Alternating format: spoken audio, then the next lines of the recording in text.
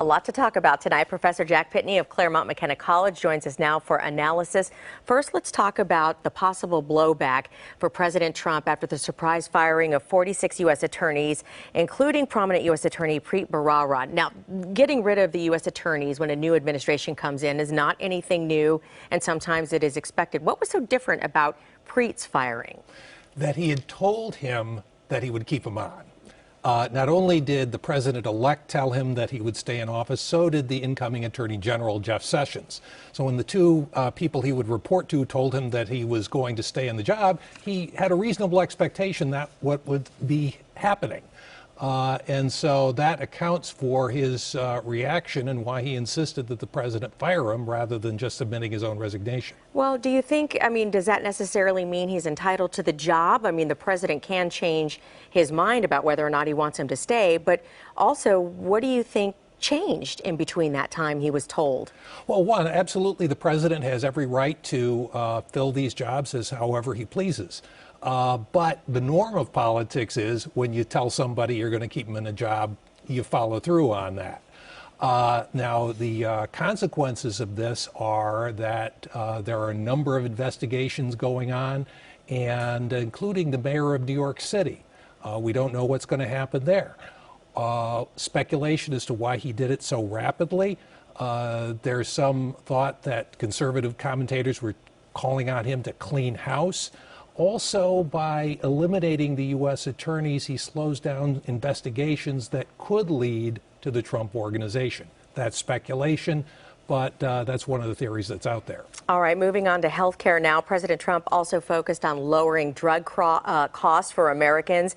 And also part of that strategy involves eliminating some of the FDA regulations. In fact, he sent out a tweet earlier this week, Tuesday morning, saying, "I'm working on a new system where there will be competition in the drug industry. Pricing for the American people will come way down." That's what he said. To that end, we're now learning about Dr. Gottlieb's selection to head the FDA, who also wants to scale back FDA regulations. What can you make of his appointment or possible appointment to this and the lowering of prescription drug costs here in the United States? Well, everybody wants lower prescription drug costs. The question is, when you scale back FDA regulations, what are the side effects? What are the side effects for health and safety? What are the side effects for competition? That's going to be very controversial, and we should expect those questions to come up during Senate confirmation. An irony here is that President Trump has propagated the theory that vaccines cause autism, but Gottlieb is a very strong supporter of vaccination, and so expect some of Trump's former allies to be very critical of this nomination.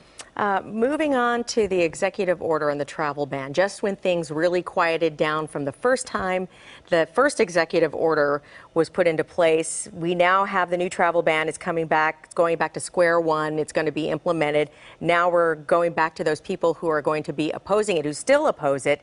What insights do you have on what we could be looking at as far as the upcoming battles on the new executive order?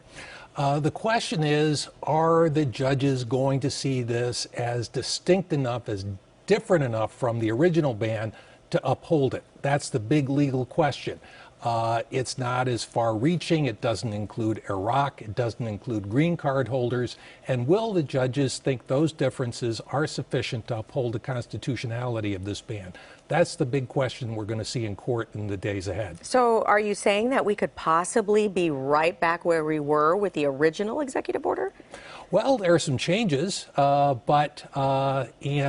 is going to be very difficult for people trying to get into the United States from these countries.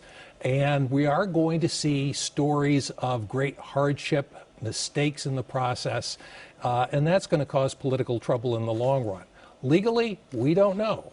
Stay tuned. Yes, and we will. Professor Jack Pitney from Claremont McKenna College, thank you so much for joining us tonight. Appreciate it.